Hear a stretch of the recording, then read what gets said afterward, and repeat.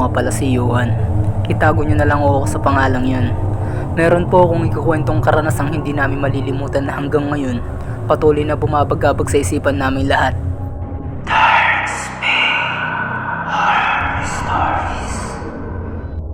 Tatlo po kami magkakaibigan nila Dennis at Chester.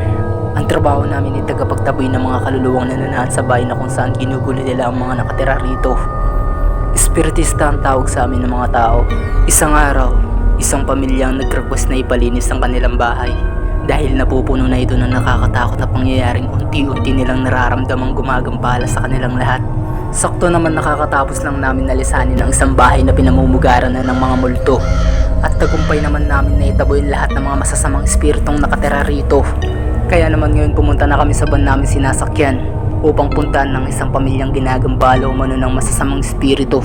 May kalayuan ang lugar na yun, kaya mapapabiyahe na naman kami. Kasalukuyang bumabiyahe na kami nung maisipan namin magpahinga na muna. Habang si Chester naman ang nagdadrive ng van. Ako sa backseat, hiniga ko na lang dahil pahaba naman at pwedeng maigaan. Sa kabilang backseat naman nahiga si Dennis at nagpahinga na kaming dalawa. Tig 20 minutos kaming tulog at salitan sa pagmamaneho. Nang sa ganun, lahat kami ay makapagpahinga. 2 oras ang nakalipas, huminto na kami sa lokasyon na binigay sa amin. At nakarating na din kami. May kalakihan ng bahay at pang-Amerikanong estilo nito. Mataas ang ceiling, glass ang dingding, medyo elevated ang ground. As in maganda at moderno kung titignan. Hoy, gising! Andito na tayo. Oh pre, bilis naman nata natin makarating. Di pa ako nakatulog ng mahimbing. Aba syempre, ako na nagmamaneho ng sasakyan eh. Ikaw talaga, di mo man ako pinatulog ng matagal. Uy, magtigil ka. Pareho lang tayo nakatulog dito at nakapagpahinga. Tsaka na kayo matulog ng mahimbing pag nasa bahay na tayo. Kaya naman natin ginagawa to para kumita tayo ng malaki, di ba? Kaya sige na, bumangon na kayo dyan. Ay, o siya, sige na, tatayo na.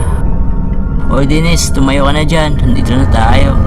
At baka masalmunan ka pa ng Yuan dyan. Ay, dito na pala tayo. Ay sus, kunwari ka pa. Gising ka na kanina pa. Nakikinig sa sermon ni Yuan. Alam mo ha? Uy, ano ba? Dalian nyo, bumaba na kayo ng van. Dalhin nyo na yung mga gamit sa likod. Nagagamitin natin pantaboy sa mga masasamang espiritong yan. Kung sino man sila. Oo na po, eto na. Hindi na ako nagsalita nun at hinintay na lamang sila kuhanin yung mga gamit na gagamitin namin. Nung kinuha na nila at nakita nila yung bahay, manghang-mangha sila sa laki at taas at ganda ng moderno ng bahay. Wow, ang ganda ng bahay. Kailan kaya tayo makakatira sa ganyang klase ng bahay? Alamang, matagal pa. Tsaka sayang naman ganyang kalaking bahay. Pamumugaran lang ng mga multo. Sinabi mo pa. Tsaka kaya naman tayo nandito ay para palisin yung mga masasamang espiritong gumagambala na yan. Tama. Tiyak kung babayaran nila tayo ng malaki.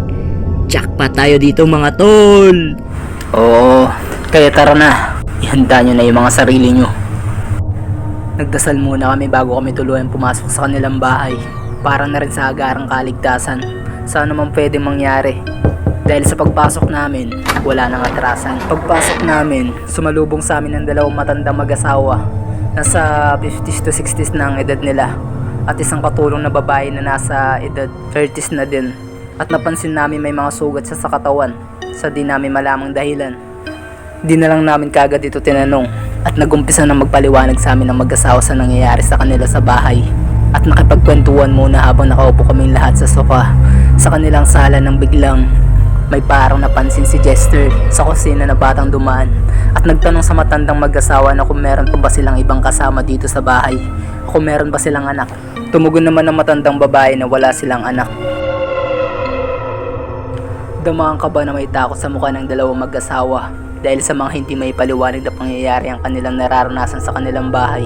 At doon sila patuloy na nagkwento sa aming tatlo. Nagsimula daw ito sa mga nawawalang bagay tulad na lamang ng susi ng sasakyan. Inilagay daw ito sa ibabaw ng mesa at nang sila ipapalis na, bigla na lang itong nawala. Hinanap nila at inikot ang buong bahay, ngunit hindi nila nakita. At nung muli nilang tignan sa lamesa, ay nandoon na ang susi. Sumunod na karanasan ay ang karanasan ng kasambahay. Naglilinis siya ng bahay at inaayos ang upuan sa lamesa. Nagtataka siya bakit yung isang upuan ay hindi nakaayos, samantalang inayos niya na ito ng pagkakalagay. Kaya muli niya itong inayos. Nagpupunas na siya ng cabinet sa kusina nang mapansing hindi na naman nakaayos yung isang upuan. Kaya naman lumapit siya para iayos ito. At nangabuti na sana niya ay bigla itong dumauslos. Nag-slide pa palayo sa kanya yung upuan. At doon na siya nag-umpisa kabahan. Yung upuan ay mabigat na kahoy at may salamin. Kung gagalawin mo ito, kailangan mo talaga ng puwersa. Napatakbo palabas ng bahay ang kasambahay matapos ang pangyayari.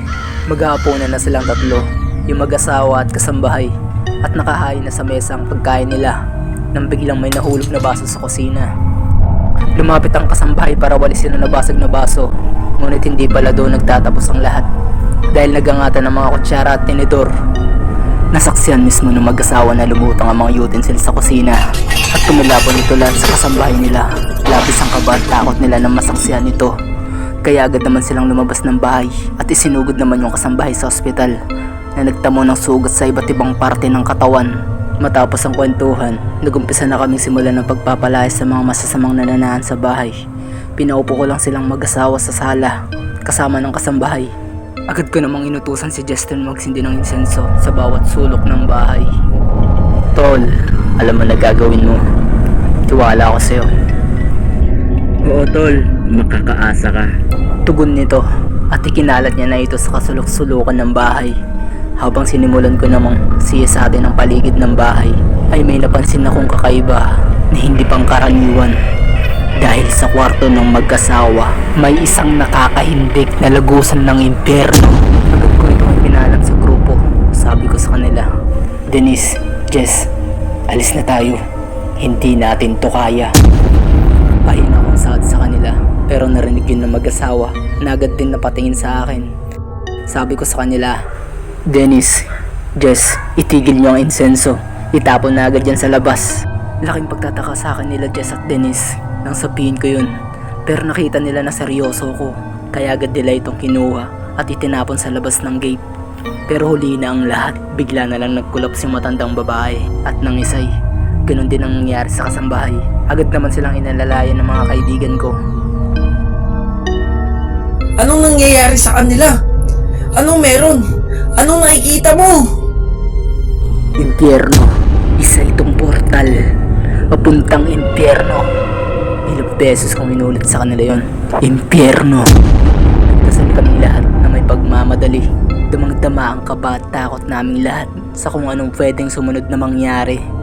Kitang-kita ko street na ligas ng mga binti ng matandang babae habang hawak ng kanyang asawa. Labis na natatakot at nag-aalala, at yung kasambahay naman ay nangingisay sa ibaba ng sofa. Nang biglang huminto na para bang natutulog lang, sabay biglang bangon ni Dennis sa kanya na nakaupo lang sa lapag. Puti na ang mga mata niya at siya naman dahilan kaya nabitawan ito ni Dennis. Sabay sabing, Gagi, ang lamig ng katawan niya. "Lumayo ka dyan, tol. Hindi na siya yan." Nagmadali naman tumakbo sa amin si Dennis sa takot na baka anong gawin sa kanya ng kung anong sumabit sa kasambahay. Mabilis naman itong gumapang papunta sa kusina na para bang isang hayop, parang gagamba. Kitang-kita ko na isang demonyo ang nakasabit sa kasambahay dahil ako ay isang apo ng albularyo at marami akong kaalaman dahil sa mga librong ibinigay sa akin ng yumao kong lolo. Kaya alam ko at nakikita ko ng maayos ang mga nakasabing demonyo sa katawan ng kasambahay at matandang babae. Dahilan para makita ko din ang lagusan sa kwarto ng mag-asawa. Kasalukuyang gumagapang papalayo yung kasambahay papuntang kusina. Nang tignan ko mga kaibigan ko, bakas na bakas sa kanila ang takot na nararamdaman nila kahit na may mga anting-anting na silang bigay ko na galing sa lolo ko. At katulad nila, ganun din ang nararamdaman kong takot at kaba. Kahit nasanay na kami sa sitwasyon na yun, masasabi kong ibang iba to sa lahat na naranasan namin. Dahil ito ay naturang demonyo na ang kaharap namin. Tuloy lang sa paggapang ang kasambahay tungo sa kusina. Pigilan nyo, kailangan mo padali," sabi ko sa kanila. Naglakas loob silang habulin yung babae sa kusina. Nakalaunan ay nahawakan din ng kamay at paa. Sobrang lakas nito at nagpupumiglas makawala sa kanila. Sa kabilang banda, yung matandang babae ay ganoon din. Nagpupumiglas makawala. Pero minabuti ng mga kasamahan ko na hindi ito makawala. Kaya itinali nila ito sa Cleopatra at nagsimula na kaming dasalan silang dalawa. At naririnig ko bumabanggit ng Latin yung matandang babae, kasambahay. Sinasabayan kami habang dinadasalan sila ng malakas na pangontrasapi. Habang pinipigilan ng dalawa na saniban, agad ko naman tinawagan si Master Jeremiah dahil hindi na kaya ng kaalaman ko kung paano ito mapapal sa katawan ng mga biktima. Mabilis kong sinalaysay kay Master Jeremiah ang pangyayari sa telepono dahil sa aming tatlo, siya lang ang pinakamay alam sa pwede namin gawin. At sanay na sa ganitong uri ng pagpapalayas ng kahit anong uri ng elemento o maging demonyo na sumapi sa katawan ng tao.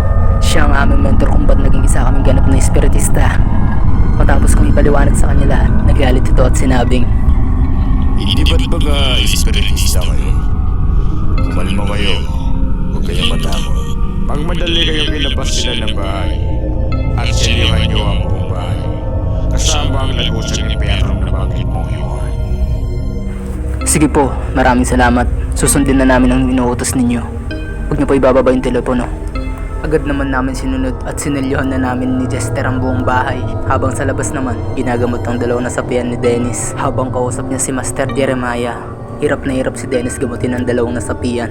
Habang umiiyak naman ang matandang lalaki, hawak ang kanyang asawa. Matapos namin silyohan ni Jess ang buong bahay, sinabihan na kami ni Master Jeremiah na lisanin na ang lugar at bahay. Tinulungan na namin buhatin ang dalawang nasapian na di pa rin umaalma at isinakay na namin sila sa aming van para umalis na kami lahat sa lugar ngayon dahil hindi naligtas na manatili pa doon dahil hindi namin kakayanin kung nakipagsabayan pa kami.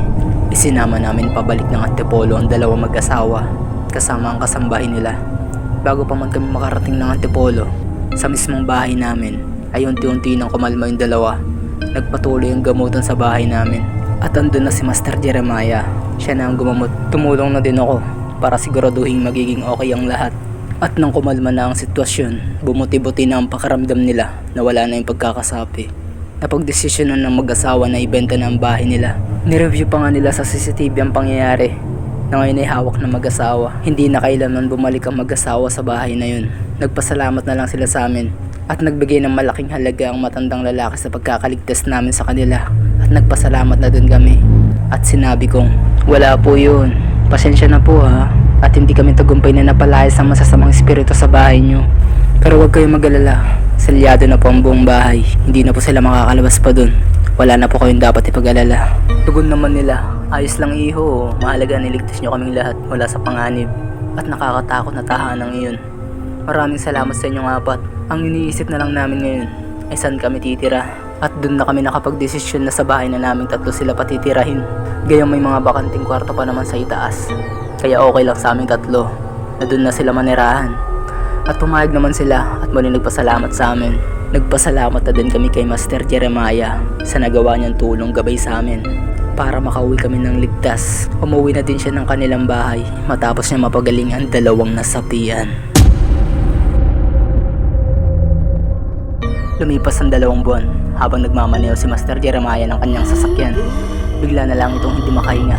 Mabuti na lamang na nagawa pa nito makaabot sa bahay nila at nakahingi ng tulong dahilan para ipatawag ako upang silipin si Master Jeremiah.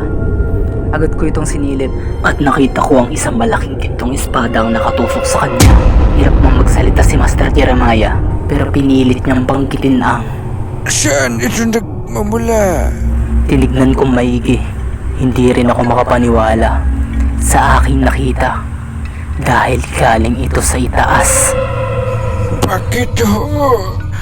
Bakit po ako pinaparusahan, Ama? Hirap na pagkakasaad ni Master Jeremiah nang biglang may tumugon. Sa mga tao, tinitilan mo ang dapat na mangyari. Ng mga sandaling yun, isip kami ng isip kung anong dahilan. Hanggang sa naalala namin ang isinaradong lagusang papuntang impyerno. Isinama ko ang grupo at wala kaming nagawa kundi balikan at buksan muli ito na magpahanggang sa ngayon ay malayong nakakalapas-pasok ang masasamang demonyo. Marami sila nagmamasid at hinahanap kami.